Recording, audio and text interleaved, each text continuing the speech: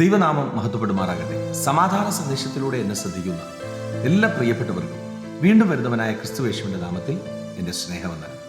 1 പത്രോസിന്റെ ലേഖനം 1-ാം അധ്യായം അതിൻ്റെ 18-19 വാക്യങ്ങൾ.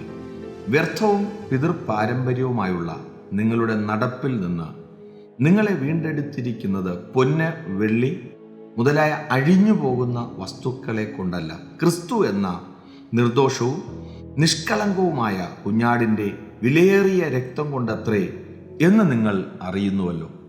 വചനം പറയുന്നു, നിങ്ങൾക്ക് മുമ്പുണ്ടായിരുന്ന പാരമ്പര്യമുണ്ടല്ലോ, വ്യർത്ഥമായ കുറേ കാര്യാദികളുണ്ടല്ലോ, ഇതിൽ നിന്ന് നിങ്ങളെ വീണ്ടെടുത്തത് പൊന്നും വെള്ളിയും കൊണ്ടൊന്നുമല്ല, ക്രിസ്തു എന്ന വിലയേറിയ രക്തം.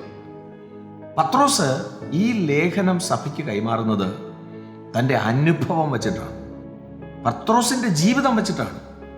യേശുവിൻ്റെ കൂടെ 3.5 വർഷക്കാലത്തെ തിടുക്കപ്പെട്ട ശുശ്രൂഷയിൽ ഒത്തിരി അത്ഭുതങ്ങൾ കണ്ടു, ഒത്തിരി അടയാളങ്ങൾ കണ്ടു. എന്നാൽ ഈ പത്രോസ് ഒരു സ്ഥലത്തെത്തിയപ്പോൾ ഈ നല്ല കർത്താവിനെ അറിയത്തില്ല, മനസ്സിലായില്ല, കണ്ടിട്ടില്ല എന്നൊക്കെ പറഞ്ഞ് പ്രാഗി ആണയിട്ട് തള്ളിപ്പറഞ്ഞ് തൻ്റെ ജീവിതം താൻ സേഫാക്കിയ ഒരു മേഖലയുണ്ട്. മത്തായി സുവിശേഷം 26-ാം അധ്യായം അതിൻ്റെ അവസാന ഭാഗങ്ങളിൽ അത് കിടപ്പുണ്ട്. താനൊന്ന് സംരക്ഷിക്കപ്പെടുന്ന നിലയിൽ ഒന്ന് മാറി നിൽക്കുന്ന ഒരു ഭാഗമുണ്ട്. എന്നാൽ അതൊക്കെ കഴിഞ്ഞ് താൻ ചെയ്ത തെറ്റ് വ്യക്തതയോടെ മനസ്സിലാക്കിയപ്പോൾ പത്രോസ് ദുഃഖത്തോടെ കരഞ്ഞു.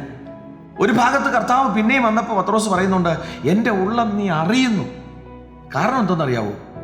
ഈ രക്തത്തിൻ്റെ മഹത്വം പത്രോസിന് മനസ്സിലാകാത്തൊരു മനുഷ്യനുമുണ്ട്. യൂദ 30 വെള്ളിക്കാശിന് ഒറ്റിക്കൊടുത്ത ആ യൂദ, തനിക്ക് മനസ്സിലായില്ല.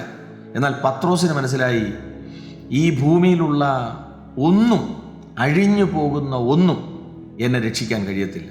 അഴിയാത്ത, തീർന്നു പോകാത്ത, നശിച്ചു പോകാത്ത, ഇല്ലാതായി പോകാത്ത ക്രിസ്തുവിൻ്റെ വിലയേറിയ രക്തം കൊണ്ടാണ് എന്നെ വീണ്ടെടുത്തതെന്ന് മനസ്സിലാക്കിയ പത്രോസ് തൻ്റെ ജീവിതത്തിനകത്ത് താൻ മടങ്ങി വന്ന് ഒറ്റപ്രസംഗത്തിനകത്ത് തന്നെ 3000 പേരെ ഈ ക്രിസ്തുവിൻ്റെ രക്തത്തെ കാണിച്ചു കൊടുത്ത ധന്യനായ പത്രോസ് ആയതുപോലെ ഈ സന്ദേശം കേൾക്കുമ്പോൾ പ്രിയരെ, ഒരു ലേഖനം നമുക്ക് കൈമാറിയത് ഈ രക്തത്തെക്കുറിച്ച് അറിയാൻ, തൻ്റെ ജീവിതത്തിനകത്ത് താൻ അനുഭവിച്ച മഹത്വത്തെക്കുറിച്ച് അറിയാൻ ആ ദൈവഭൃത്യന് ഇടയായെങ്കിൽ നമ്മുടെ ജീവിതത്തിനകത്തും ഈ ലോകത്തിൽ അഴിഞ്ഞു പോകുന്ന താൽക്കാലികമായ മെറ്റീരിയൽസിനെ കണ്ടു നടക്കാതെ ക്രിസ്തുവിൻ്റെ രക്തത്തെ മുറുകെ പിടിച്ച് വിശ്വസ്തയോടെ സഞ്ചരിപ്പാൻ ദൈവം കൃപ ചെയ്യട്ടെ. വിശ്വസിക്കുക, പ്രാർത്ഥിക്കുക. ദൈവം വിശ്വസ്തൻ. God bless U.